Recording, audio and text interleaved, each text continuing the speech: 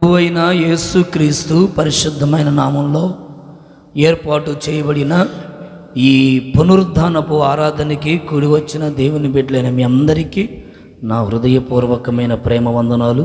అందరికి వందనాలయ్యా, స్తోత్రాలమ్మ, అందరికి వందనాలు. దేవుడు మిమ్మల్ని అందరినీ దీవించునుగాక. ఒకసారి చేతులు పైకెత్తి సంతోషంగా చెప్పండి హల్లెలూయా అని.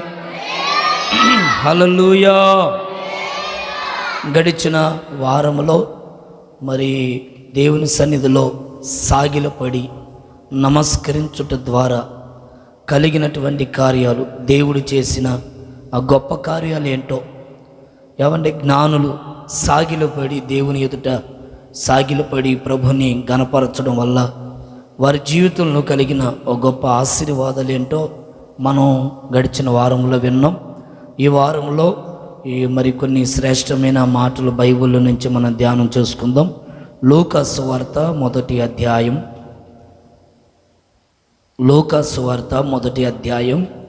32వ వాక్యాన్ని ఒకసారి మనందరం బైబిల్ నుంచి చదువుకుందాం.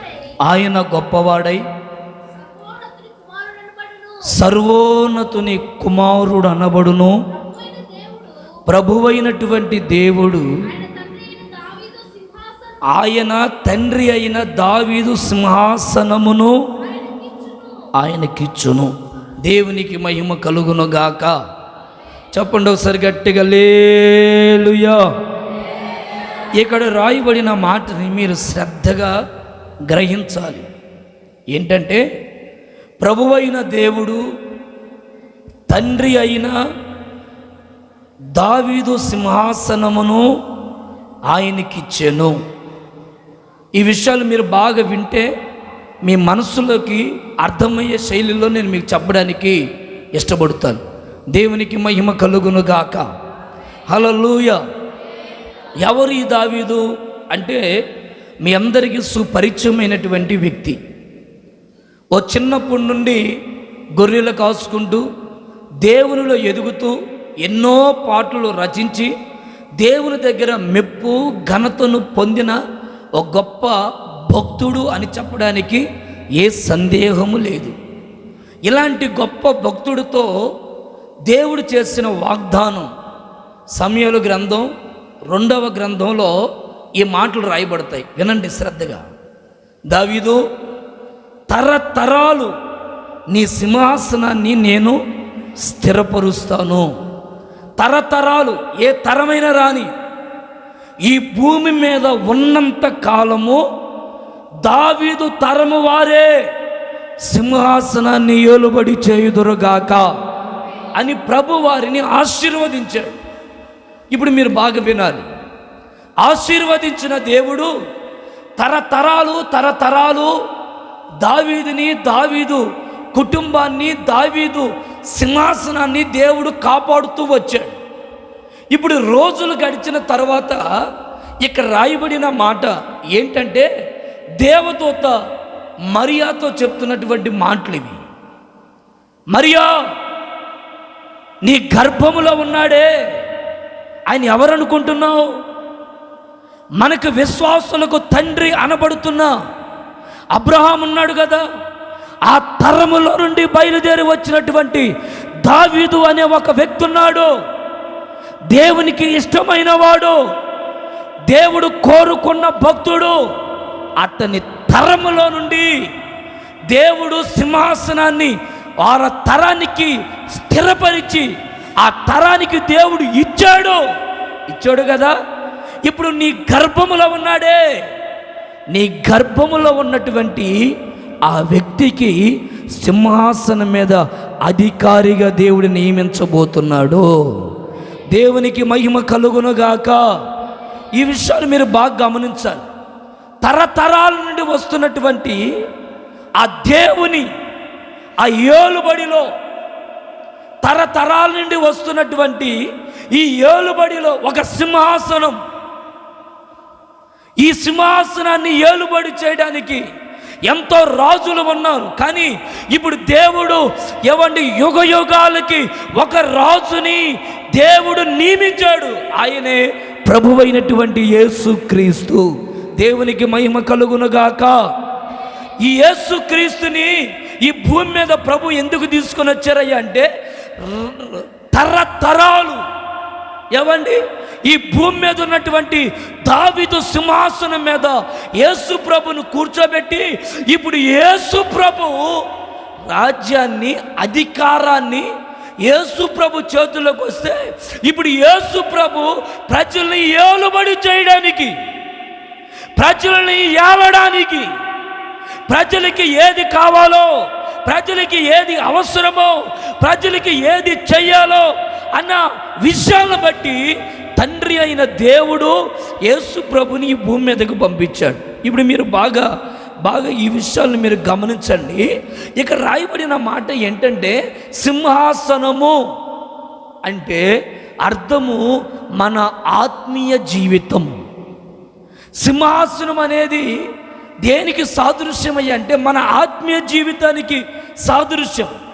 తరతరాలు దావీదు సింహాసనం మీద యేసు ప్రభుని ఏ విధంగా అధికారిగా ఉంచుకొని ఏలుబడి చేయడానికి వారికి అధికారాన్ని ఇచ్చారో, ఈ ఆరాధనలో ఈ సంవత్సరం ఆఖరి నెలలో నీవు దేవునికి నీ హృదయం అనే సింహాసనం మీదకి యేసయ్యకి అధికారం ఇస్తే, నీ కుటుంబాన్ని ప్రభు ఏలుబడి చేయునుగాక, నీ పిల్లలను దేవుడు ఏలుబడి చేయునుగాక, నీ జీవితంలో, నీ ప్రవర్తనలో, నీ ఆలోచనలో ఏవండి నీ కుటుంబం మీద, సమస్తం మీద దేవునికి అధికారం ఇవ్వగలిగితే, దేవునికి ప్రాధాన్యతనివ్వగలిగితే, ఇజ్రాయేల్ ప్రజల గురించి బైబిల్ ఏం చెప్తుందంటే, అయ్యా మా అందరికీ దేవుడొద్దు మాకు అధికారిగా,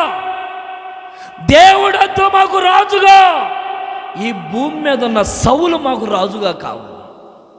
అతడు మా కులానికి సంబంధించిన వాడు, మా మతానికి సంబంధించిన వాడు, మా మాటలు అతని మాటలు ఏకీభవిస్తాయి కనుక రాజుగా మాకు సౌలే కావాలి అని ఇజ్రాయేల్ ప్రజలు ఏరి కోరుకొని పెట్టుకుంటున్నారు. ఆలోచించండి, ఈ రోజున మన కుటుంబ వ్యవస్థలో తరతరాలుగా దావీదు కుటుంబం ఎంత కలకల్లాడుతూ సంతోషంగా ఏమండి సాగిపోతూ, ఆనందంగా సాగిపోతూ, సంతోష హర్షధ్వనులతో సాగిపోతూ, సంబరాలు చేసుకుంటూ సాగిపోతూ ఉందంటే దానికి కారణం ఏంటో చెప్పనా? యేసయ్యకి వారు అధికారాన్ని ఇచ్చారు. ఇప్పుడు నీ జీవితంలో యేసు ప్రభువుని నీ గుండెల్లోకి, నీ హృదయం అనబడుతున్న నీ సింహాసనంలోకి యేసు ప్రభుకు నువ్వు స్థానం ఇస్తే, ఆయన నీ కుటుంబం అంతటిని ఏలుబడి చెయ్యునుగాక. నీ పిల్లలను దేవుడు ఏలుబడి చేస్తాడు, నీ బంధువులను దేవుడు ఏలుబడి చేస్తాడు. నీ కుటుంబంలో కలుగుతున్న శ్రమలు, నీ కుటుంబంలో కలుగుతున్న నిందలు, నీ కుటుంబంలో కలుగుతున్న రోగాలు, నీ కుటుంబంలో నిన్ను తల్లడింప చేస్తున్న ఆ సమస్యలన్నిటినీ ఆయన నీ జీవితముల నుండి కొట్టివేయునుగాక. ఆమేన్. అంటే ఇప్పుడు నువ్వు ఎవరికి అప్పగించుకోవాలి చెప్పండి? యేసయ్య అధికారానికి అప్పగించుకోవాలి. యేసయ్యకి నువ్వు సరెండర్ అయిపోవాలి. యేసయ్యకి నువ్వు అప్పగించుకుంటే ఆయన నీ జీవితంలో ఏదైనా చేస్తాడు. యేసయ్యకి అప్పగించుకుంటే నీ కుటుంబంలో ఏ కొరత ఉందో దేవుడు తీరుస్తాడు. మీకు అర్థమవడానికి కుటుంబ వ్యవహారంగా మాట్లాడతాను, గమనించండి. ఏమంటే మన కుటుంబంలో మనకంటూ ఒక యజమానుడు ఉంటాడు కదండి. ఇంట్లో యజమానుడు లేకపోతే యజమాని స్థానంలో యజమానురాలు వాళ్ళు ఉంటారు కదా. ఈ కుటుంబంలో ఉన్న 5గురైనా 10 మంది అయినా, ఒక్కరైనా ఇద్దరైనా, మనందరినీ ఆ అధికారికి, కుటుంబంలో యజమానుడికి అప్పగించుకుంటే నీ ఇంట్లో ఏ సమస్య రాకుండా, ఏ కొదువు రాకుండా, ఏ లోటు లేకుండా ఆ యజమానుడు తీరుస్తాడు. మీకు అర్థమైందా ఈ మాట? ఏమంటే నీ ఇంట్లో నీ అధికారం నీదే, పిల్లల అధికారం పిల్లలదే, భర్త అధికారం భర్తదే. ఎవరితో వాళ్ళతో ఉందనుకోండి, ఆ కుటుంబంలో సంతోషం ఉండదు, సమాధానం ఉండదు, నెమ్మది ఉండదు, మనశ్శాంతి ఉండదు, ఆశీర్వాదం ఉండదు, ఆరోగ్యం ఉండదు. ఇదిగో నేను కష్టపడింది నేను ఖర్చు పెట్టుకుంటా, నేను కష్టపడింది నా ఇష్టం వచ్చినట్లుగా నేను తాగి తందనాలు చేసుకుంటా, నేను ఖర్చు పెట్టుకుంది నాకు నచ్చినట్లుగా నేను బట్టలు కొనుక్కుంటాను, షాపింగ్ చేసుకుంటాను, నాకు నచ్చింది నేను చేసుకుంటానంటే ఆ కుటుంబం ఎలా కలకల్లాడుతుంది? నీ కుటుంబంలో ఉన్నటువంటి వ్యక్తిని దేవుడు ఎందుకు నియమిస్తాడు అంటే ఒక అధికారిగా నువ్వు అప్పగించుకో ఆయనకి. నీకు రోగం వచ్చిందా ఆయన తీసుకోబోతాడు, నీకు కష్టం వచ్చిందా ఆయన తీసుకోబోతాడు, నీకు అప్పులైనయా ఆయన తీరుస్తాడు. ఎప్పుడు అంటే నువ్వు సంపూర్ణంగా ఆయనకి అప్పగించుకున్నప్పుడు. దేవునికి స్తోత్రం చెప్పండి ఒకసారి గట్టిగా, హల్లెలూయా. ఇప్పుడు యేసయ్య ప్రకటన గ్రంథం 3వ అధ్యాయంలో 20వ వచనంలో ఏమని చెప్తున్నాడంటే, ఇదిగో నేను తలుపు యొద్ద నుంచొని తలుపు తడుతూ ఉన్నాను, ఎవరైనా నా స్వరం విని తలుపు తీసి నన్ను ఆహ్వానిస్తారా? నీ హృదయం అనే ఆ సింహాసనం మీదకి అధికారిగా నన్ను నియమించుకో. నా స్వరాన్ని ఎవరైనా వింటున్నారా లేదా? ఈ రోజున యేసయ్య మాటను వింటున్నామండి. యేసయ్య దగ్గర వచ్చి కూర్చుంటున్నాం, యేసయ్య పాటలు బాగా పాడుతున్నాం, యేసయ్య ప్రసంగాలు బాగానే చెప్తున్నాం, యేసయ్య సువార్త బాగా ప్రకటిస్తున్నాం. కానీ నీ కుటుంబంలో కన్నీళ్ళేంటి, నిందలేంటి, అవమానాలేంటి, నిట్టూర్పులేంటి? ఎందుకు నీ పరిస్థితులన్నీ చిక్కురు పక్కురుగా చంద్రబాదరంగా ఉన్నాయి? కారణం ఏంటంటే యేసయ్య స్వరాన్ని వింటూ ఉన్నావు, కానీ ఆయన హృదయంలోకి, లేకపోతే నీ హృదయంలోకి నా హృదయాన్ని నువ్వు ఏలుబడి చెయ్యయ్యా, నా కుటుంబాన్ని నువ్వు నడిపించయ్యని యేసయ్యకు నువ్వు అధికారం ఇవ్వట్లేదు. ప్రభు అదే అంటారు, నాకు అధికారం ఇవ్వు, నీ కుటుంబంలో ఉన్న ప్రతి రోగాలను ఆయన కొట్టివేయునుగాక. యేసయ్యకు అధికారం ఇవ్వు, నీ కుటుంబంలో ఉన్న ప్రతి కొరతలు తీర్చబడునుగాక. యేసయ్యకు అధికారం ఇవ్వు, నీ గుండెల్లో, నీ కుటుంబంలో, నీ వంశములో, నీ తరములో, నీ పిల్లలకి అద్భుతమైన క్షేమము దేవుడు కలుగ చేయునుగాక. హల్లెలూయా. నువ్వు ఎంతవరకు ఏలుబడి చేయగలవు? నేను ఎంతవరకు ఏలుబడి చేయగలను? ఏమండి, మనం ఎంతవరకు ఏలుబడి చేయగలం? మనం దేవునికి అప్పగించుకోవాలట. ఇక రాయబడిన మాట అదే, అమ్మా మరియా, నీ గర్భంలో పుడుతున్నటువంటి శిశువున్నాడే ఆయన మామూలైన కాదమ్మా, పరలోకములో నుండి ఈ భూమిని శాసించడానికి, ఈ భూమిని ఏలుబడి చేయడానికి, ఈ భూమి మీద అధికారిగా ఉండడానికి, ఈ భూమి మీద ఉంటున్న అన్యాయమును తొలగించడానికి ప్రభు అయిన యేసు ఈ భూమి మీదకి ఆయన రాబోతున్నాడు. నీ గర్భంలో ఉన్నాడు. ఆయనకి అధికారిగా నీ కుటుంబంలో నువ్వు నిలబెట్టుకోగలిగితే నిశ్చయముగా నీ కుటుంబాన్ని ప్రభువే ఏలుబడి చెయ్యునుగాక. ఆమేన్ చెప్దాం గట్టిగా, హల్లెలూయా. సగం నువ్వు చేసి సగం దేవునికి చెప్పొద్దండి. సగం నీ దగ్గర ఉండి సగం దేవునికి, అయ్యా నాకేం చేయలేదు అని అనొద్దండి.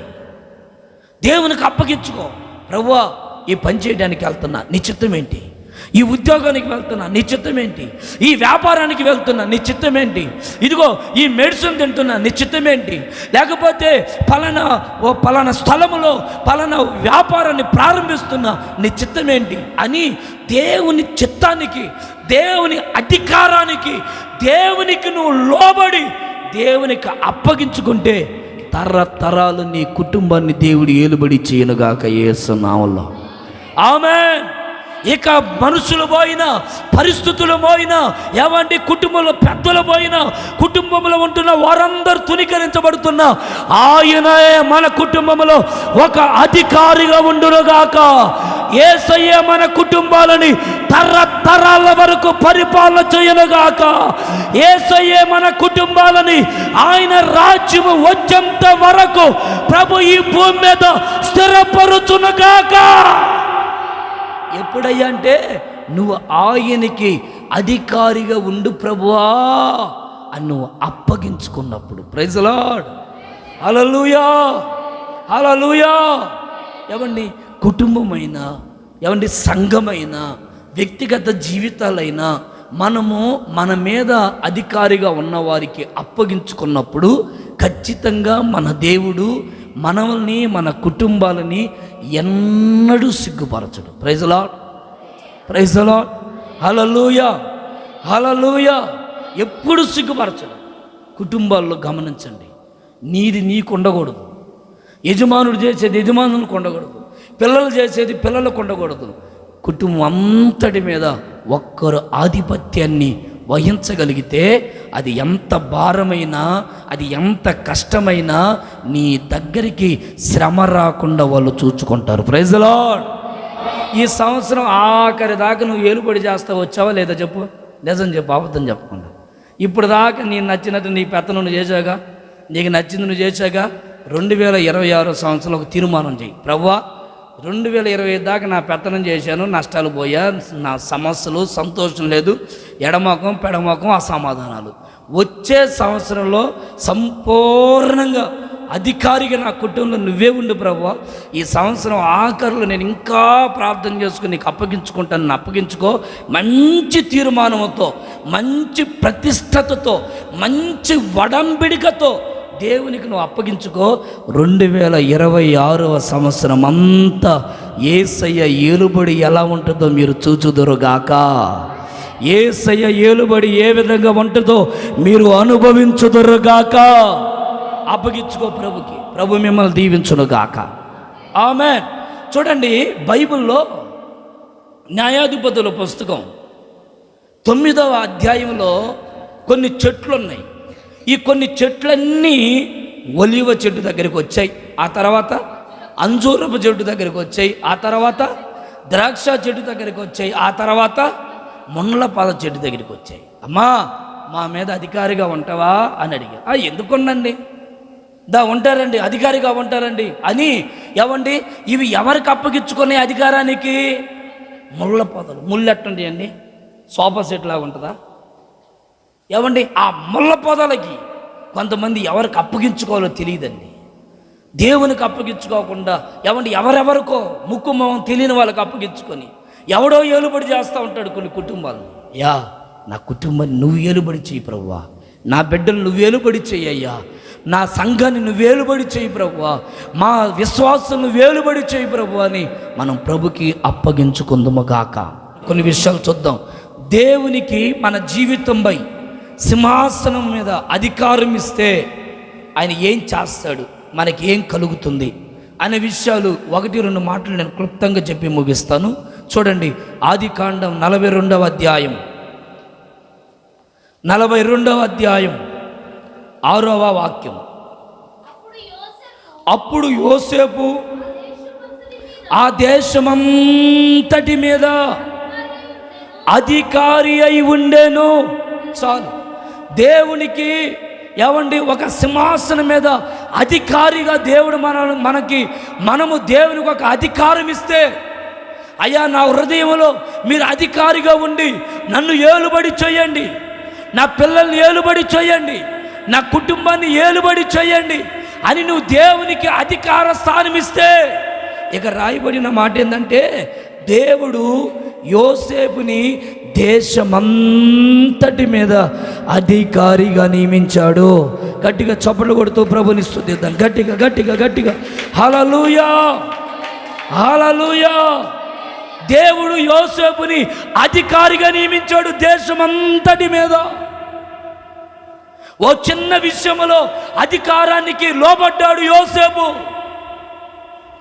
ఊరికినే వస్తాయి ఆశీర్వాదాలు, ఏమంటే ఊరికిన వస్తుందా అధికారం, ఊరికిన వస్తుందా హోదా, ఏమంటే ఊరికిన వచ్చిందా ఈ యోసేపుకి ఎంత ఆధిపత్యం అంటే 39వ అధ్యాయంలో ఒక మంచి చక్కటి మాట రాయబడింది. మీరు ఒకసారి బైబిల్ నుంచి చూడండి.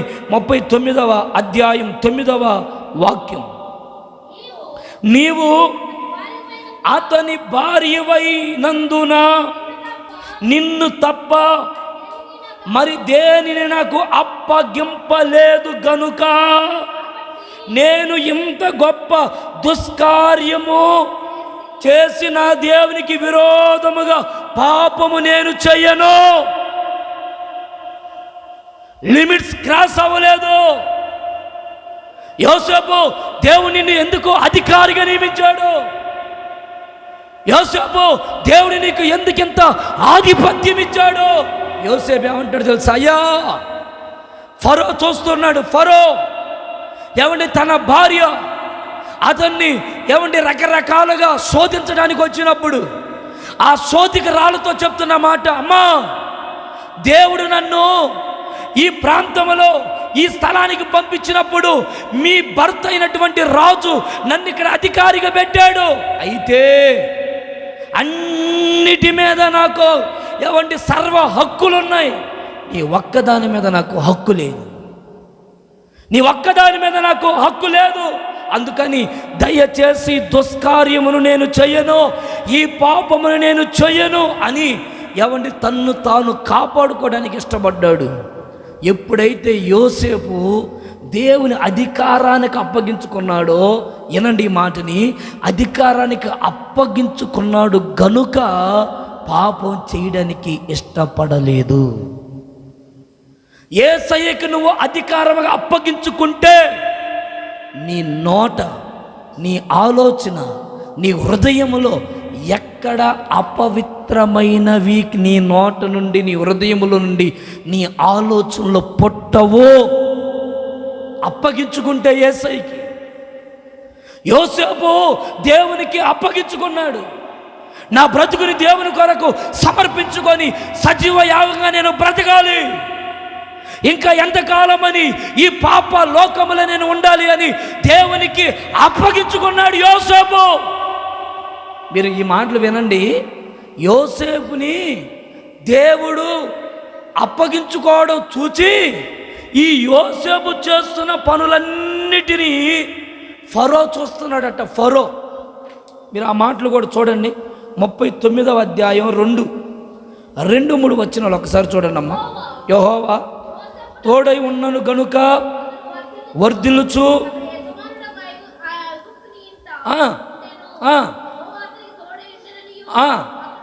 యెహోవా సబలం చేయుననియు అతని యజమానుడు చూచినప్పుడు. ఎవరు చూశారట? చూడండి, ఎవరు చూశారు? ఒకసారి తలలు పైకెత్తి వాక్యాన్ని వినండి. యోసేపు తన ఇంట్లో అధికారిగా ఉన్నప్పుడు, ఒక పనివాడిగా ఉన్నప్పుడు, యోసేపు నడక, యోసేపు మాట, యోసేపు ప్రవర్తన, యోసేపు ఆలోచన, యోసేపు ఎవరి వైఖరి ఎలాగుందో చూచేవాళ్ళు ఉన్నారు. ఎవరో చూడట్లేదట, ఫరో చూస్తున్నాడు. యోసేపు ఎలా నడుస్తున్నాడు ఇంట్లో, యోసేపు పనుల దగ్గర ఎలా ఉన్నాడు, యోసేపు సంఘములో ఎలా ఉన్నాడు, యోసేపు 10 మందిలో ఎలాగున్నాడు, యోసేపు తన స్నేహితులతో ఎలాగున్నాడు. యోసేపును చూచినప్పుడు ఫరోకి కటాక్షము కలిగిందట. అబ్బా, ఎంత గొప్ప దయనీయమైన మనసు కలిగి పరిచర్య చేస్తున్నారా, ఎంత నమ్మకంగా కష్టపడుతున్నాడని దొంగసాటుగా చూచిన ఈ ఫరో ఇక కుటుంబం అంతటి మీదే కాదు, రాజ్యం మీద అధికారిగా ప్రభు నిలబెట్టాడు. దేవునికి స్తోత్రం చెప్పండి గట్టిగా. ఒక ఫరో, ఎవరతడు? ఒక అన్యుడు. బైబిల్ చెప్తుంది, ఐగుప్తులంటే దేవుని వ్యతిరేకించిన వాళ్ళు, దేవునిని త్రోసివేసిన వాళ్ళు, దేవుని మాట వినని వాళ్ళు, దేవుడు అంటే గిట్టదు, అలాంటి వాడే నా ఇంటి మీద అధికారిగా ఉండయ్యా యోసేపు, మా కుటుంబం మీద అధికారిగా ఉండయ్యా, మా కుటుంబమే కాదు ఈ రాజ్యం మీద నువ్వు అధికారిగా ఉండవుగాక. అరే, నాకు ఆ మాట వింటుంటే చాలా ఆశ్చర్యం కలిగింది. ఒక బానిసగా వచ్చిన వాడు అధికారిగా ఉండడం ఏంటి? ఒక బానిసగా ఉన్నవాడు అధికారాన్ని ఏలుబడి చేయడం ఏంటి? ఒక బానిసగా వచ్చిన వాడు అమ్మివేయబడిన వాడు, తృణీకరించబడిన వాడు, త్రోసివేయబడిన వాడు, చేతగాని వాడు, అందరూ చేదరించుకొని బట్టలు లేకుండా తరిమి కొట్టబడిన వాడు ఇప్పుడు ఎలా అధికారిగా మారాడు అంటే, అతడి గురించి బైబిల్ చెప్తుంది, అతడు దేవునికి అప్పగించుకున్నాడు. అయ్యా, నేను నీ కొరకు బ్రతుకుతాను. ఇంతవరకు దొంగసాటుగా నా ప్రవర్తన బ్రతికాను, ఇక నేను బ్రతకనయ్యా.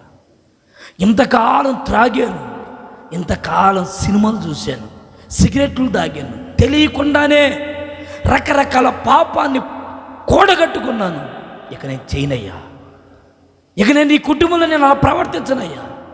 ఇక నేను ఎప్పుడు కూడా నా కుటుంబంలో నా భార్యను, నా పిల్లలను, నా తల్లిదండ్రులను, నా కడుపు పుట్టినటువంటి బిడ్డల్ని నేను ఎన్నడూ బాధపెట్టినయ్యా. తెలుసో తెలియకో చేసిన ఈ పాపముల నుండి నన్ను విడిపించి నా కుటుంబాన్ని ఏలుబడి చెయ్యయ్యా అని ఇదిగో ఈ ఆరాధనలు నువ్వు అడిగితే, దేవునికి అప్పగించుకోగలిగితే, ఇకనైనా నీ వ్యసనాలని మానుకొని, ఇకనైనా నీ అలవాట్లు మానుకొని, ఇకనైనా నీ ప్రవర్తనని మానుకొని యేసయ్యకి అప్పగించుకుంటే, బైబిల్ చెప్తున్న మాట ఏంటో చెప్పనా, దేవుడు నీ కుటుంబాన్ని అధికారిగా నిన్ను నిలబెడతాడు. Praise the Lord. Hallelujah, hallelujah. దేవుడు వదిలిపెట్టాడండి. పొరపాటున దేవుడు మనల్ని మరిచిపోడు. ఒక అధికార స్థానం రావడానికి చెరసాల్లో వేయబడ్డాడు. ఒక అధికారంలోకి రావడానికి చెయ్యని పాపానికి నింద మోసాడు. ఒక అధికార స్థానంలోకి రావడానికి ఎంతోమంది తునీకరించారు. కారణం ఏంటి? ఇంతమంది ఎందుకు తునీకరించారు? ఇన్ని శ్రమలు ఎందుకు వచ్చాయి? ఇన్ని శోధనలు ఎందుకు పడుతున్నావు యోసేపు? ఎందుకు చీకటి గదిలో ఆ చెరసాల్లో మగ్గిపోతున్నావు? నీ బంధువులు, నీ స్నేహితులు, నీ శ్రేయోభిలాషులు ఎంతోమంది ఉన్నారు కదా, వాళ్ళకి లేని నీకెందుకురా బాబు? వాళ్ళకి లేని పని నీకెందుకురా నాయన? నువ్వు ప్రశాంతంగా ఉండొచ్చు కదా. ఏమండి, రకరకాల మాటలు ఆయన ముందుకు వచ్చిన, ఇది దేవుడు నాకు సెలవిచ్చాడని చెరసాల్లో పోయి ఉన్నాడు. శోధనలు అనుభవించాడు, నిందలు అనుభవించాడు. దేనికండి? దేనికి? చెయ్యని తప్పుకి నిందలు ఇచ్చాడు. బైబిల్ చెప్తుంది, ఈ నిందలన్నిటినీ, ఈ అవమానాలన్నిటినీ దేవుడు ఒక కిరీటముగా మార్చి ఆ కిరీటాన్ని యోసేపు తల మీద పెట్టాడు. చప్పలు కొట్టడం సరి గట్టిగా. హల్లెలూయా, హల్లెలూయా. నిందలు, అవమానాలు, సిగ్గు, ఏమండి కలవరాలు, వీటిని బట్టి ఎప్పుడు మనం సిగ్గుపడకూడదు. ఈరోజున చాలామంది అంటారు, బాబు నన్ను ఆ ఇంటోళ్ళు అవమానపరుస్తున్నారు, ఈ ఇంటోళ్ళు అవమానపరుస్తున్నారు, వాళ్ళు గేలి చేస్తున్నారు, వీళ్ళు గేలి చేస్తున్నారు. ఎంతమంది ఎన్ని రకాలుగా ఎగతాళి చేయని, నవ్వని, హింసించని, బాధ పెట్టని, నువ్వు పొరపాటున జంకవద్దు. లేచి నీ ధూళి దులుపుకో. సియోనులే, నీ ధూళి దులుపుకో. ఎందుకు వీటన్నిటిని పట్టించుకుంటున్నావు? ఎందుకు వీటన్నిటిని? అమ్మో వాళ్ళు ఇట్ట అంటున్నారు, అయ్యో పని దగ్గర వీళ్ళు ఇట్ట మాట్లాడుతున్నారు, అయ్యో నేను అక్కడికి వెళ్తే వాళ్ళు ఇలా అన్నారు, వీళ్ళు ఇలా అన్నారని ఆ చెత్తంతా నీ మనసులో నుండి సంపూర్ణంగా కొట్టివేసుకొని ప్రభు కొరకును నిలబడు. వినబడిన ఈ శ్రమలన్నిటినీ ఒక కిరీటముగా ప్రభు నీ తల మీద ఉంచునుగాక. హల్లెలూయా. ఓర్చుకున్నందుకు ఫలితం ఖచ్చితంగా దేవుడు ఇస్తాడు. నిలబడు. దేవుని కొరకు ఏమండి నడుము కట్టుకో. దేవుని కొరకు నీ జీవితాన్ని ప్రభు కొరకు ఒక సజీవ సాక్షిగా ప్రభుకి అప్పగించుకో. ఇంతకాలం నాకు నచ్చినట్టుగా బతికాను, ఇక నేను బతకనయ్యా. నేను ఈ కొరకు బ్రతుకుతా. అధికారానికి అప్పగించుకో, దేవునికి అప్పగించుకో. దాని ఫలితం జన్మజన్మలు, తరతరాలు నీ బిడ్డలు అనుభవించేటట్లు ప్రభు చేయునుగాక. ఆమేన్, ఆమేన్. ఏమండి, ఎన్నో విపత్తులు యోసేపు, ఎన్నో భయానకరమైనటువంటి నష్టాలు, విలువలేని బ్రతుకు, ఎగతాళి చేయబడ్డారు. ఎంతో భయంకరమైనటువంటి ఆ పరిస్థితుల్లో ఉన్న యోసేపుని దేవుడు విలువైన అధికారం ఇచ్చాడండి. విలువైన అధికారం. శ్రమను చూచి ఎప్పుడు నువ్వు వెనకబడిపోవద్దండి. శోధనలు బట్టి ఎప్పుడు వెనకడుగు వేయొద్దు. ఎన్ని శ్రమలు నీకున్నా, ఎంత కష్టమున్నా, అయ్యా ఈ బాధలన్నీ నాకేనా, ఈ శ్రమలన్నీ నాకేనా, ఈ నిందలన్నీ నాకేనా, ఈ అవమానాలన్నీ నాకేనా అంటే, ఏమో ప్రభు నిన్ను ఒక ఉన్నతమైన తలమానికగా నియమించడానికి ఇష్టపడ్డాడేమో. యోసేపుని ఆలోచన చేయి. బంధువులు ఎవరు లేరు, ఒంటరిగా, ఎవరో ఊరు తెలియదు, ఎవరి ప్రజలు తెలియదు, భాష రాదు, అక్కడ బంధువులు అనేవాళ్ళు లేరు. ఆ స్థలంలోకి వెళ్ళి దేవుని కొరకు ఇన్ని శ్రమలనే అనుభవించాడు. అధికారిగా నియమించాడట. ఒక మాట రాయబడింది, ఓ మంచి మాట, న్యాయాధిపతుల పుస్తకములో నుండి 11వ అధ్యాయం 11వ వాక్యాన్ని చదువున్నాను ఒకసారి. కాబట్టి యెఫ్తా గిలాదు పెద్దలతో కూడి జనులు తనకు ప్రధానిగాను అధిపతిగాను అతను నియమించుకొనిరి. అప్పుడు యెఫ్తా మిస్పాలో యెహోవా సన్నిధికి వెళ్ళి, ఇక్కడ చూడండి, యెఫ్తా అనే భక్తుడు మనకు కనబడుతాడు. ఈ యెఫ్తానట అక్కడ ఉన్నటువంటి గిలాదు పెద్దలు, అక్కడ ఉన్నటువంటి ఊర్లో ఉన్న పెద్దలు, ఏ యెఫ్తా, ఏంట్రా నువ్వు దేవుని మందిరానికి వెళ్తున్నావు? ఏంటి దేవుడని దేవుడి భజన చేస్తున్నావు? మా కులము, మా మతము, మా వర్గము, మా ఎన్ని కాదని, మాకు కావలసినవని ఏమి ఇవ్వకుండా అటుపోతున్నావు. మా పెళ్ళిళ్ళు రానివు, మా చుట్టాలింటికి రానివు, ఎవరు మీ మంచి చెట్లకు రామో అని ఊర్లో ఉన్న వాళ్ళందరూ పెద్దలు వినండి ఈ విషయాలు బాగా. ఊర్లో ఉన్న పెద్దలు ఊరవతలకి నెట్టేశారు యెఫ్తా కుటుంబాన్ని. ఏం తప్పు చేశాడు యెఫ్తా? ఏ పాపం చేశాడు యెఫ్తా? దేవుని నమ్ముకున్నందుకు, దేవుని గణపరుస్తున్నందుకు, దేవుని స్తుతిస్తున్నందుకు, దేవుని కొనియాడుతున్నందుకు ఊర్లో ఉన్న పెద్దలందరూ తరిమి సిగ్గుపరిచి అవమానపరిచి గేలి చేసి ఊరవతల పడేశారు. బైబిల్లో రాయబడిన మాటలేనండి ఇవి. యెఫ్తా ఈ ఊరవతలకి వెళ్ళి, మనం ఏం తప్పు చేసేవరా, ఎందుకు వీళ్ళందరూ మనల్ని వద్దనుకొని బయటికి పంపించారంటే, వీళ్ళు చేసిన తప్పేంటో చెప్పనా, యేసు ప్రభు తప్ప ఇక ఏ దేవుడు మాకు వద్దు. ఆ ఒక్క మాటే. ఈ మాట మీకు కాస్త ఇబ్బందిగానే ఉంటుంది కదండి. అయ్యా, మనకి ప్రజలందరూ కావాలిగా, బంధువులందరూ కావాలిగా, చుట్టాలందరూ కావాలిగా. దేనికి వీళ్ళంతా? దేనికి వాళ్ళంతా? దేనికి వాళ్ళంతా? మా చుట్టాలు ఎంతమంది ఉన్నారు, మా బంధువులు ఎంతమంది ఉన్నారు, మా కులం ఎంతమంది ఉన్నారు, మా మతం ఎంతమంది ఉన్నారని చెప్పుకోవడానికా? కాదండి. యేసయ్య అంటారు, మనకి ఎంతమంది ఉన్నా లేకపోయినా యేసయ్య నీకు తోడుగా ఉంటే నువ్వు ఎన్నడూ ఒంటరి వాడివి కావు. Praise the Lord. యేసయ్య కావాలన్నందుకు పిల్లలందరూ నెట్టేశారు. డాడీ ఇదిగో నువ్వు యేసయ్య దగ్గరికి వెళ్తున్నావు, మేము ఒప్పుకో. అందరూ తృణీకరించారు, బంధువులు తృణీకరించారు. రే యెఫ్తా అల్లుడు, నువ్వు అలా చేయడం బాగలేదు అబ్బాయి. మన కులం కాదు, మన మతం కాదని, మన దేవుళ్ళు ఎంతమంది ఉన్నారా, వాళ్ళందరినీ కాదని ఇటు వెళ్తున్నా పిచ్చోడా, పిల్లలకి పెళ్ళిళ్ళు కాలేదురా, నోరుమై ఇటు రారా బాబు, ఎవరు రాకపోతే దిక్కులేని పెళ్ళి ఏం చేసుకుంటారా, రారా. ఎంతమంది లేరు చెప్పేవాళ్ళు? ఏమండి, అమ్మాయి ఏంది దేవుడు అని వెళ్తున్నావు, రేపు నీ ఇంటికి ఎవరు రారు, అది చూసుకో కొంచెం చెప్పేవాళ్ళు లేరా? ఏమండి, ఎంతమంది లేరు? ఈ రోజున మనిషి దేనికి పాగులాడుతున్నాడు? వాళ్ళు వచ్చి ఒక ముద్ద అన్నం తినాలా, వీళ్ళు వచ్చి ఒక ముద్ద అన్నం తినాలా? ఇది కాదు నువ్వు కోరవలసింది. నా పిల్లలు నేను బ్రతికున్నంత కాలము ఈ భూమి మీద దేవునిని ఘనపరిచే కుటుంబంగా మారాలి అని కోరుకోవాలి మనం. యెఫ్తాలో ఆ త్యాగం, యెఫ్తాలో ఆ సమర్పణ ఉంటే ఊరోళ్ళందరూ తోలేశారు. ఇప్పుడు వినండి ఆ మాటలు చదవండి. 11వ అధ్యాయం 7వ వచనం చూడండి. అందుకు యెఫ్తా పగబట్టి నా ఇంట నుండి నన్ను తోలివేసిరే. ఏమండి, తోలేశారట. దేన్ని బట్టి? ఏమండి, పగబట్టి. కొంతమంది ఇప్పుడు కొంతమంది ఉంటారు కదండి, చాలామంది ఉంటారు కదా.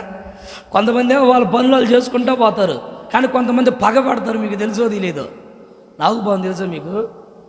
అది పగబట్టుద్దంట, అంటే నేను ఎప్పుడు చూడలేదు కానీ చెప్తా ఉంటారు. అట్లాగే కొంత మనుషులు కూడా మన మీద నిఘా పెట్టి చూస్తూ ఉంటారు. రే ఇగో ఆ అమ్మాయి సంగతి చూడాలి, రేపు ఓట్ల విషయంలో తేల్చాలి వాళ్ళ సంగతి, రేపు నాయకుడు వచ్చినప్పుడు చెప్పాలి వాళ్ళ సంగతి. కొంతమంది పగబట్టి ఏం చేస్తారంటే, ఏమంటే ఇదిగో మీరు ఎవరికైనా ఇవ్వండి, వాళ్ళకి ఈయటానికి మేము ఒప్పుకోం. ఎందుకు? వాడికి ఏం చేసావురా నువ్వు, నీకేం చేసావురా బాబు మేమంటే ఏమి చేయలా, ఏందో మరి ఒక పగ. కొంతమంది జీవితాల్లో పగబట్టి బతుకుతూ ఉంటారండి. ఈ యెఫ్తా మీద ఏం తప్పు చేయలేదు, మందిరానికి వెళ్తుంటే నీకు పగేంట్రా బాబు అంటే, మా కులం కాదు మతం కాదు అని వెళ్తున్నారు, పగబట్టి నెట్టేశారట కొంతమంది. అక్కడ రాయబడిందిగా, తరిమి తరిమి తరిమి కొట్టారట. ప్రియులారా, ఓ దైవజనుడిగా నేను మీకు చెప్పగలిగిన మాట ఏంటంటే, నువ్వు యేసయ్య అధికారానికి అప్పగించుకుంటే పగబట్టిన వాళ్ళు, తరిమి కొట్టిన వాళ్ళు, శ్రమ పెట్టిన వాళ్ళు, నవ్విన వాళ్ళు, సిగ్గుపరిచిన వాళ్ళు, మరలా వాళ్ళందరూ నీ దగ్గరికి ప్రభు తీసుకొని వచ్చును గాక. నిన్ను బ్రతిములాడుకొని వారి మీదకి మరలా ఆధిపత్యాన్ని వహించేటట్లు దేవుడు చెయ్యనుగాక. కలవరపడద్దు. నిన్ను సిగ్గుపరిచారు, పగబట్టి నిన్ను బాధ పెడుతున్నారు. అయ్యా వీళ్ళు కావాలనే మమ్మల్ని టార్చర్ పెడుతున్నారు, కావాలనే మా మీదకి ఊరుకునికినే వస్తున్నారు అని మీరు కలవరపడద్దు. దేవుడు ఏం చేస్తాడు తెలుసా? వారందరినీ మరలా వారి ఎదుట నిన్ను నిలబెట్టేటట్లుగా ప్రభు మారుస్తాడు. Praise the lord. బైబిల్లో రాయబడిన మాట, తీసివేయబడిన రాయి తలకి మూలరాయిగా మారుస్తాడు. నేను తీసేశారా నీ ఇంట్లో? దేనికి పనికిరావు, దేనికి ఉపయోగం లేవు అని ఏమండి ఒక కూరలో కరేపాకు తీసేసినట్టు తీసేస్తున్నారా? అస్సలు బాధపడద్దండి, అస్సలు కలవరపడద్దు. బైబిల్ అంటుంది, యేసయ్యకి అప్పగించుకో, ప్రభువే నిన్ను అనేకుల మీద అధికారిగా ప్రభు నియమించునుగాక, అధికారిగా నియమించునుగాక. ఒకప్పుడు మాట్లాడిన మాటలు, ఒకప్పుడు ప్రవర్తించిన ప్రవర్తన, ఒకప్పుడు నిన్ను దూషించి నిన్ను అవమానపరిచిన వాళ్ళందరూ మరలా నీ గురించి మంచి సమాచారం మాట్లాడుకునేటట్లుగా, మంచిగా నిన్ను స్వీకరించేటట్లుగా, మంచిగా నిన్ను గౌరవించేటట్లుగా వారందరి నోట మంచి మాటలు వచ్చేటట్లు ప్రభు చేయునుగాక. 86వ కీర్తనలో రాయబడిన మాట ఏంటంటే, పగవాళ్ళు మనల్ని చూసి సిగ్గుపడేటట్లు దేవుడు చేస్తాడు. ఆమేన్, ఆమేన్, హల్లెలూయా. దేవుని అధికారానికి నువ్వు అప్పగించుకో. ప్రభువా, నా కుటుంబం మీద నువ్వు అధికారిగా ఉండను, నా కుటుంబం మీద నువ్వు ఏలుబడి చెయ్యని, నా కుటుంబానికి నువ్వు అధికారిగా ఉండి నువ్వు అప్పగించుకుంటే ఆయన చేసే గొప్ప మేలంటే చెప్పనా, ప్రజలందరి మీద దేవుని నిన్ను అధికారిగా నియమించి ఉన్నతమైన స్థానంలో ప్రభు నిన్ను కూర్చోబెట్టునుగాక. ఆమేన్. ఎందుకు కలవరపడతావు? ఎందుకు నా కుటుంబంలో ఇన్ని సమస్యలు ఉన్నాయి, ఇన్ని అప్పులు ఉన్నాయి, ఇంత రోగం ఉంది, ఇన్ని సమస్యలు, ఇన్ని శోధనలు, ఇంత బాధ, ఇన్ని అవమానాలు నేను తట్టుకోలేకపోతే ఎందుకు కలవరపడతావు? ఎందుకో ప్రభు ఈ ఆరాధనలో ప్రత్యేకంగా మీతో మాట్లాడుతున్న మాట, నువ్వు నాకు అప్పగించుకో, నేను నిన్ను కనపరుస్తాను. Praise the Lord. యేసయ్యకి అప్పగించుకో. ప్రభువా, ఇంతకాలం నాకు నచ్చినట్టుగా బతికాను కదా, ఇక నేను అలా బతకను, నీ కొరకు బతుకుతా, నన్ను దీవించు, నన్ను ఆశీర్వదించు, నా మీద నువ్వు ఏలుబడి చెయ్యి అని యేసయ్య ఏలుబడికి మనం అందరం అప్పగించుకుందాము గాక. రెండవ మాట, సామెతల గ్రంథం 3వ అధ్యాయం 6వ వచనం. సామెతల గ్రంథం 3వ అధ్యాయం 6వ వచనం. నీ ప్రవర్తన అంతటి యందు ఆయన అధికారమునకు ఒప్పుకొనుము, అప్పుడు నీ త్రోవలను దేవునికి మహిమ కలుగునుగాక. 2, యేసయ్య అధికారానికి అప్పగించుకుంటే ఆయన చేసే మొదటి పని ఏంటంటే, నిన్ను అనేక మంది మీద అధికారిగా ప్రభు నియమిస్తాడు. ఆమేన్. అవమానపరిచి, నిందించి, ఏమండి పగబట్టి, బాధ పెడుతూ, ఏమండి కొన్ని సమస్యలు ఉంటాయి కదండి, ఎప్పుడన్నా జరిగిపోయినాయి, అవి మనం మర్చిపోవచ్చు. సంవత్సరాలు అయినా 2 సంవత్సరాలు మర్చిపోతాం కదా. పగవాళ్ళు ఏం చేస్తారో తెలుసా? దాన్ని మరలా జ్ఞాపకం చేస్తూ ఉంటారు, మరలా అది గుర్తు చేసి బాధ పెడతా ఉంటారు, అదే గుర్తు చేసి మరలా దాన్ని తవ్వుతూ ఉంటారు. ఎంత బాధ పెట్టి ఎన్ని నిందలు పడ్డావో, ఎన్ని అవమానాలు పడ్డావో, నిశ్చయముగా దేవుడు రాబోతున్న దినములలో ఒక గొప్ప ఉన్నతమైన ఘనత ప్రభు నీకు దయచేయునుగాక. రెండవదిగా ఇక్కడ రాయబడిన మాట ఏంటంటే, నీ ప్రవర్తన అంతటిని ఆయనకు అధికారానికి నువ్వు ఒప్పుకుంటే అప్పుడు ఆయన నీ త్రోవలు యేసయ్యకు నువ్వు అప్పగించుకోవాలి. ఏమండి, యేసయ్యకి అప్పగించుకోవాలి. మనం మన ప్రవర్తన, మన గుణం యేసయ్యకి అప్పగించుకోవాలి. నీ ప్రవర్తన ఎలా ఉంది? నీ కుటుంబంలో నువ్వు ఎలా నడుస్తున్నావు? నీ ఊర్లో నీ ప్రవర్తన ఎలా ఉంది? పలానా ఆయనయ్యా ఆ మందిరానికి అయితే వెళ్తాడు, కానీ ఇదిగో ఆ సాటును కూర్చుని చూడు ఎట్టున్నాడు. మందిరానికి వెళ్తున్నాడు కానీ ఇజ్జుడు ఈ మాట్లాడుతున్నాడు. మందిరానికి అయితే వెళ్తున్నాడు కానీ అయ్యా ఇదిగో ఆ చూడు అక్కడ చూడు ఆ సాటుకు పోయి మందు తాగుతున్నాడు. ఆ సాటుకు పోయి చూడండి ఆకు ఒక్కలు వేసుకుని నవ్వుతున్నాడు. ఆ సాటుకి వెళ్ళి చూడు సిగరెట్లు బీడీలు చుట్టా బీడీలు తాగుతున్నారు. వీళ్ళు మందిరానికి వెళ్తున్నారు కదా, చూడు నీ ప్రవర్తన ప్రజలకి ఎలా కనపడుతుంది? కొంతమంది గురించి ఎవరైనా ఏమండి వాళ్ళ గురించి నాకు చెప్తున్నప్పుడు నా హృదయం చాలా బాధగా ఉంటుంది. వాళ్ళు అంటున్న మాట తేలిగ్గా తీసి మాట్లాడేస్తారు కొంతమంది విశ్వాసుల్ని, అన్యులు. బాబు పాస్టర్ గారు ఇప్పుడు అతని సంగతి ఏంటి, బాగానే ఉన్నాడా, బాగానే ఉందా అంటే వాళ్ళు ఎంత తేలిగ్గా మాట్లాడుతూ ఉంటారు చూడండి. కారణం ఏంటో తెలుసా? నీ ప్రవర్తన కాదు. నిన్ను బట్టి కదా వాళ్ళు తేలిగ్గా మాట్లాడుతుంది. నువ్వు బైబిల్ చదువుతున్నావు, ప్రార్థన చేస్తున్నావు, అయినా కానీ నీ ఇంట్లో నీ తల్లి నీ తండ్రి ఏమంటారు? బాధ్యత లేదయ్యా ఈ కొడుక్కి, బాధ్యత లేదయ్యా ఈ కూతురికి, తినడం తిరగడం, తినడం పని ఏంటో, అది తప్ప మరొక పని లేదు ఈ కుటుంబంలో ఈ బిడ్డకి. నీ కుటుంబంలో నీ భర్త, నీ భార్య, నీ పిల్లలు నీకు బాధ్యత లేదని తెలియపరుస్తుంటే అది నీకు అర్థం కావట్లేదా? నీ ప్రవర్తన ఎలా ఉందో నీకు తెలియట్లేదా? నువ్వు అనుకోవచ్చు నేను బాగానే ఉన్నాను. ఒరే నిన్ను చూస్తున్నారు ప్రజలు. నీ కుటుంబంలో ఉన్న తల్లి నేను చూడదా? నీ కుటుంబంలో ఉన్న తండ్రి నేను చూడ్డా? నీ సంఘములో ఉన్న సేవకుడు నేను చూడ్డా? నీ కుటుంబంలో ఉన్న నీ భర్త నిన్ను చూడట్లేదా? తోటివారు నిన్ను చూడరా? స్నేహితులు నిన్ను చూడట్లేదా? ఎందుకు చూడరు? వాళ్ళందరూ చూస్తూ ఉన్నప్పుడు నువ్వు ఎలా ఉండాలి? నీ ప్రవర్తన బైబిల్ రాయబడింది. బైబిల్ మాట ప్రజలందరూ చూస్తూ ఉండగా మన ప్రవర్తన వాళ్ళ కళ్ళకి ఇంపుగా కనపడాలట. దేవునికి మహిమ కలుగును గాక. ఎలా కనపడాలండి? ఇంపుగా కనపడాలి. మన ప్రవర్తన బట్టి మనకు మార్కులు వస్తాయి. మన ప్రవర్తన బట్టి జీతం కలుగుతుందట బైబిల్లో. మన ప్రవర్తనను బట్టి మనకు ఆశీర్వాదం కలుగుతుందట బైబిల్లో. ఏమండి, మన ప్రవర్తన దేవునికి అప్పగించుకుంటే ఆయన చేసే పని ఏంటో చెప్పిన, నీ త్రోవలు సరళం చేస్తాడు. ఉద్యోగ త్రోవలు, ఏమండి ఉద్యోగంలో ఉండే త్రోవలు, వివాహం కొరకు త్రోవలు, ఇల్లు కట్టుకోవడానికి త్రోవలు, అప్పులు తీర్చుకోవడానికి త్రోవలు, ఏమంటే ఆర్థికంగా కొన్ని ద్వారాలు, నీ కుటుంబంలో కలుగుతున్న నష్టాలకి కొన్ని తలుపులు దేవుడు ద్వారాలు సరళం చేస్తాడు. ఎప్పుడు సరళం చేస్తాడు? నీవు దేవునికి నీ ప్రవర్తన అప్పగించుకుంటే కదండి ఆయన నీకు మార్గాలు సరళం చేస్తా పోయేది.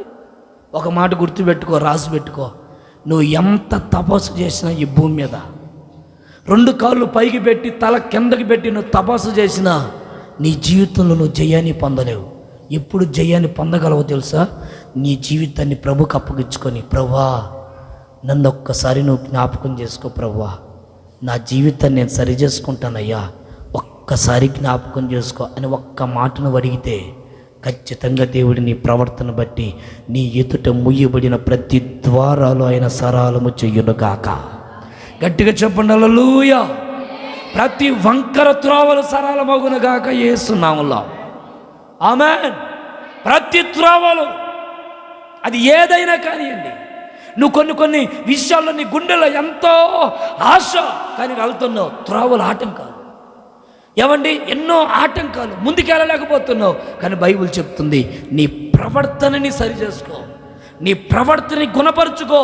ప్రభు అంటారు దేవదూతకు ఆజ్ఞాపించి, ఏ దేవదూత ఎల్లు, పలానా కుటుంబం ఉంది కింద, ఆ కుటుంబం వెళ్తూ ఉన్నారు, పలానా ఉద్యోగం కొరకు వెళ్తుంది, పలానా వ్యాపారం కొరకు వెళ్తున్నారు, పలానా పెళ్లి సంబంధాల కొరకు వెళ్తున్నారు, పలానా అప్పులు తీర్చుకోవడానికి వెళ్తున్నారు, పలానా కుటుంబంలో ఆర్థిక ఇబ్బందులను బట్టి వెళ్తున్నారు, వారికి త్వరవ సరళం చేయి అని దేవదూతకు ఆజ్ఞాపిస్తే దేవదూత నీ కొరకు దిగి వచ్చును గాక.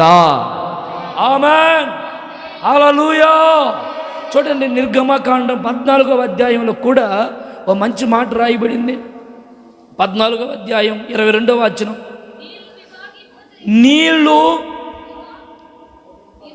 విభజింపగా ఇజ్రాయేలు సముద్రము మధ్యన నేల మీద నడిచిపోయిరి. ఇప్పుడు ఈ మాటని మీరు బాగా వినండి. ఆ నీళ్లు చూడండి, కుడి ఎడమ, కుడి ఎడమ. వారికి ఎలా ఉన్నాయట నీళ్ళు? గట్టిగా స్తోత్రం చెప్పండి యేసయ్యకి. హల్లెలూయా. నీళ్ళు గోడగా ఉన్నాయి. మీరు ఎప్పుడన్నా చూసారమ్మా? చూసారా లేదా చెప్పండి అమ్మ. నీళ్లు గోడగా కట్టబడ్డం, నీళ్లు గోడగా కట్టబడ్డం చూసావా తల్లి నీ జీవితంలో?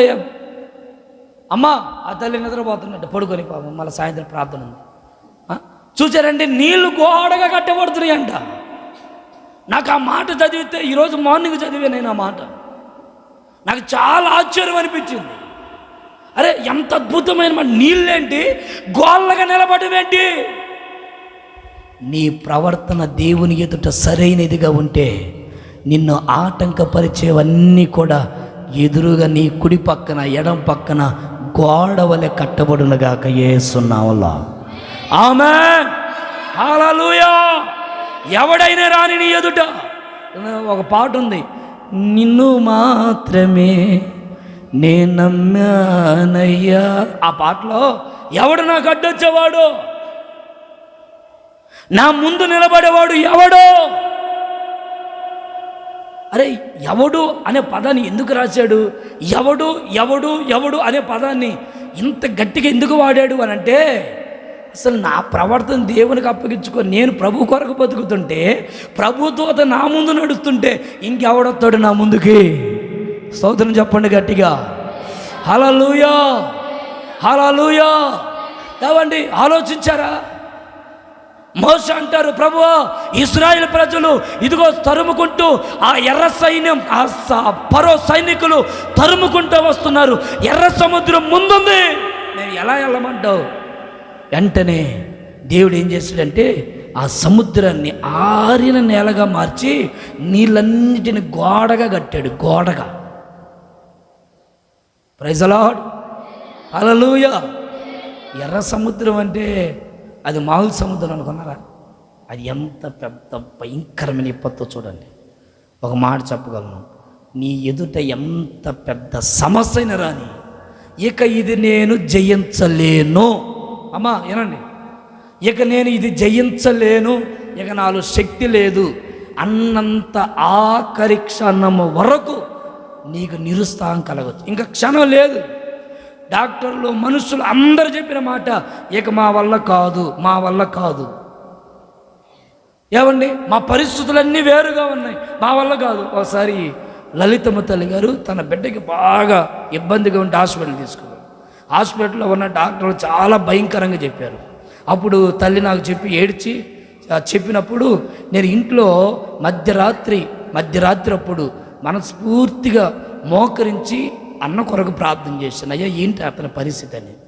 ఈ ఒక్కసారి నేను ఖచ్చితంగా అవకాశం ఇస్తానని చెప్పు ఆ తల్లికి అన్నాడు. నేను అదే మాట చెప్పాను, అమ్మా ఇంకా నువ్వు భయపడమాకు, ఈ ఒక్కసారి నీ బిడ్డకి దేవుడు అవకాశం ఇస్తాడు, ఇంకొకసారి ఇంకే తప్పు చేయొద్దని చెప్పమ్మా అని చెప్పాను. నిజమండి. వాళ్ళందరూ కలవరు, అయ్యా అయ్యా మరి ఎట్ట జరుగుతుంది అటు జరుగుతుంది అంటున్నారు. ఏం కాదు, ఈ ఒక్కసారి మాత్రం ఖచ్చితంగా వస్తారు. ప్రభు చెప్పారు నాకు, నువ్వు ధైర్యంగా ఉండని చెప్పాను. అడగండి మీరు కావాలంటే.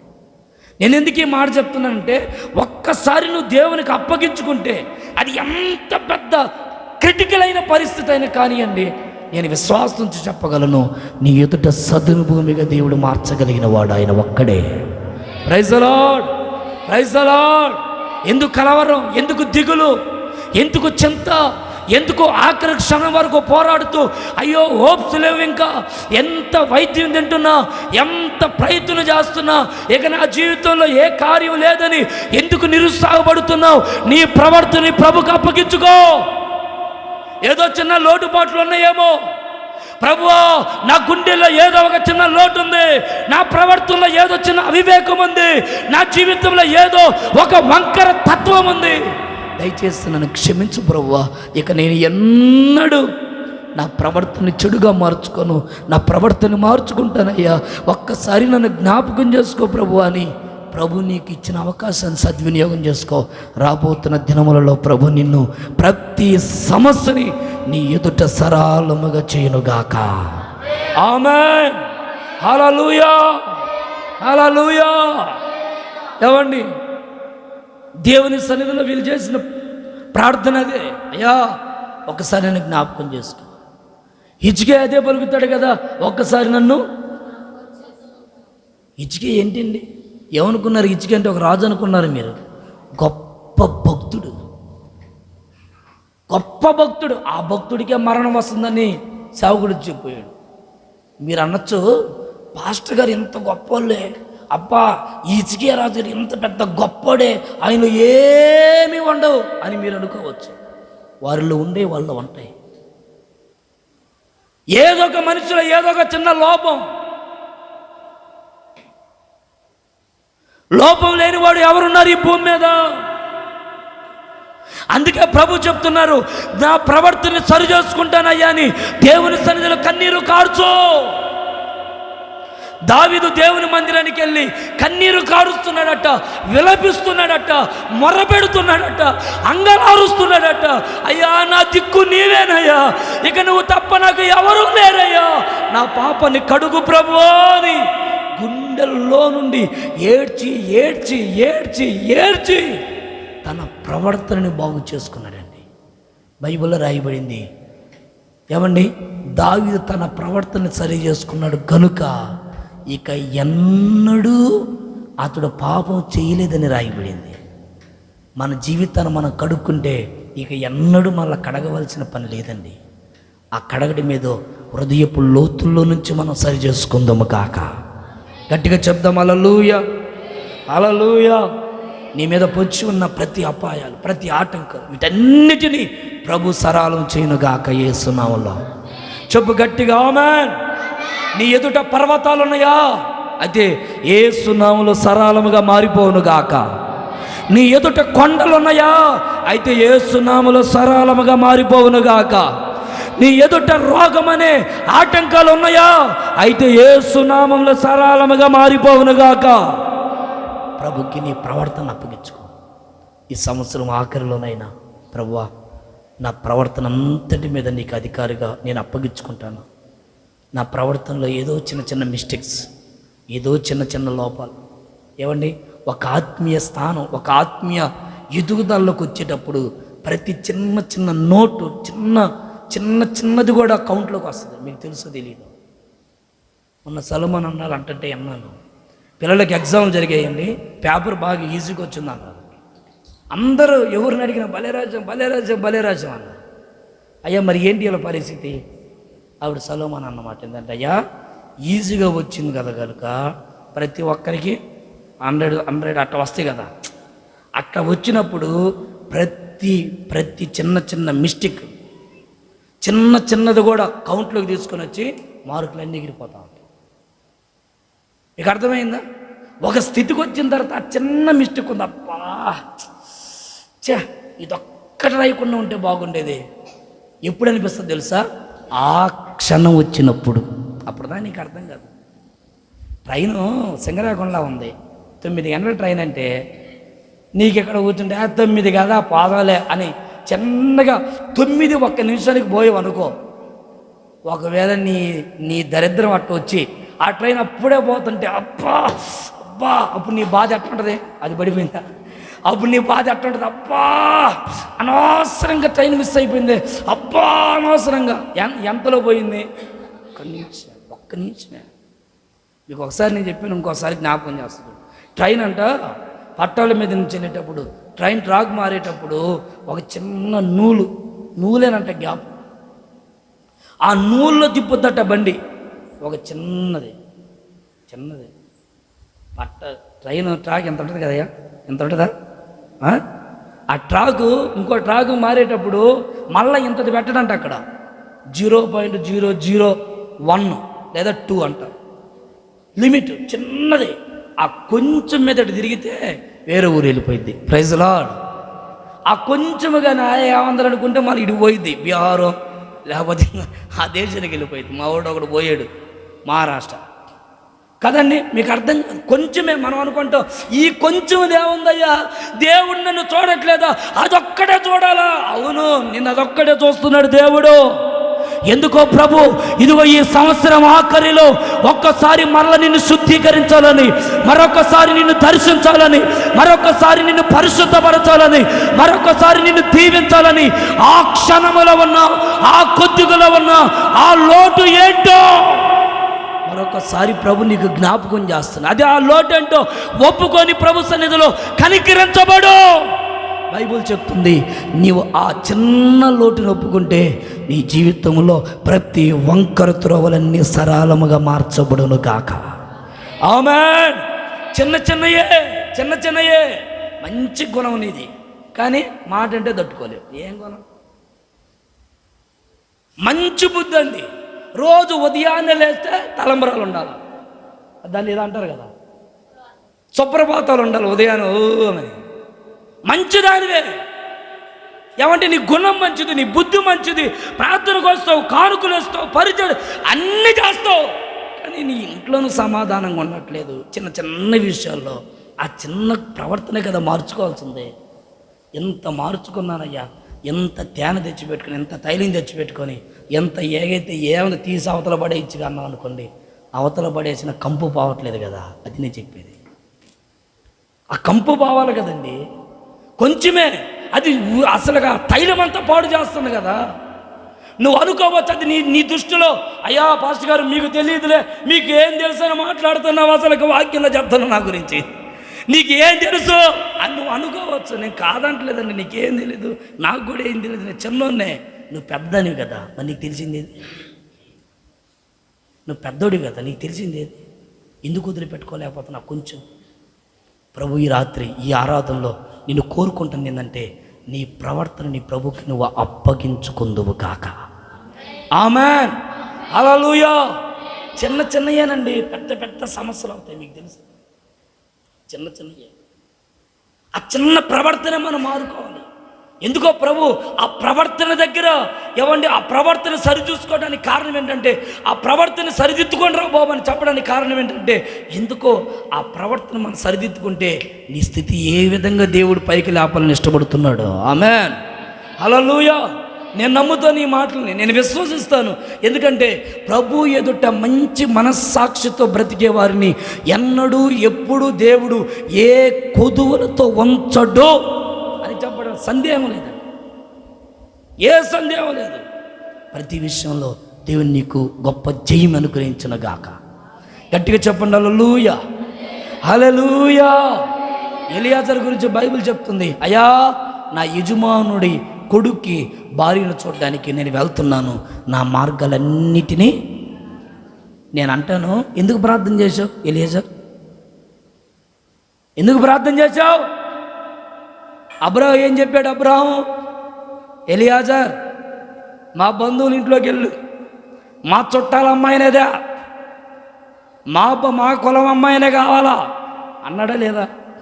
మా కులం అమ్మాయి, మా చుట్టం అమ్మాయి, మా ఊరమ్మాయి, ఏమండి మా అన్ని అడ్రస్లు చెప్పిన తర్వాత మళ్ళీ ఈయన ప్రార్థన చెయ్యా, మంచి భార్య దొరకలే, మళ్ళీ ప్రార్థన ఎందుకు చేస్తున్నా? అన్ని అడ్రస్లు అంతా తెలుసు కదా. నీకు ఎంత తెలిసినా నువ్వు దేవుని సన్నిధిలో ప్రార్థన చేసుకొని పని ప్రారంభించు, విజయం నీ సొంతమగును గాక. ఆమేన్. హల్లెలూయా. దేవుడు ఎప్పుడు మనల్ని వదిలిపెట్టాడండి. నీ ప్రవర్తన దేవుని ఎదుట సరి చేసుకోవడానికి ఇష్టపడు. ప్రభువా నన్ను దీవించయ్యా, నాకున్న బాధను తీసేయి, నాకున్న కన్నీళ్ళు తొలగించు, నా మార్గాన్ని సరళం చేయి ప్రభువా. ఎటు చూసిన మూయబడిన ద్వారాలు, ఎటు పోవాలో అర్థం కావట్లేదయ్యా, నా జీవితంలో సంతోషం అనేది ఆవిరైపోతుంది, ఒక్కసారి నన్ను జ్ఞాపకం చేసుకో ప్రభువా, నా మార్గాలు సరళం చేయి, ఎటు వెళ్ళలో అర్థం కావట్లేదు, కన్ఫ్యూషన్ మధ్యలో నడుస్తున్నాను, నన్ను కృపతో జ్ఞాపకం చేసుకొని దేవుని సన్నిధిలో ప్రార్థన చేసుకుంటూ నీ ప్రవర్తన అంతటిని ప్రభుకి నువ్వు అప్పగించుకుందువుగాక. గట్టిగా చెప్పండి ఆమేన్, ఆమేన్. ఇంకొక 2 విషయాలు ఉన్నాయి. ఈరోజు రాత్రికి కోటంలో చెప్తాను ఆ 2 విషయాలు. ఈ 2 విషయాల కొరకు అందరు లేచి నిలబడి చిన్న ప్రార్థన చేసుకోనండి. ప్రభువా యోసేపుకి దేవుడు అధికారం ఊరికి నరలేదండి, ఎన్నో కష్టాలు, ఎన్నో నిందలు, బాధలు మోసేయగలిగిన అధికారం. రెండవదిగా నీ ప్రవర్తనని దేవునికి అప్పగించుకో. బైబిల్ చెప్తున్న మాట, దేవుడు నిన్ను నీ ఎదుట ఉన్న ప్రతి త్రోవల్ని సరళం చేస్తాడు. ప్రభుకి అప్పగించుకో బిడ్డలారా. అందరూ ఒకసారి లేచి నిలబడదామా? చిన్న ప్రార్థన చేసుకుందాం. ప్రభువా, నా త్రోవలు సరళం చేయవా?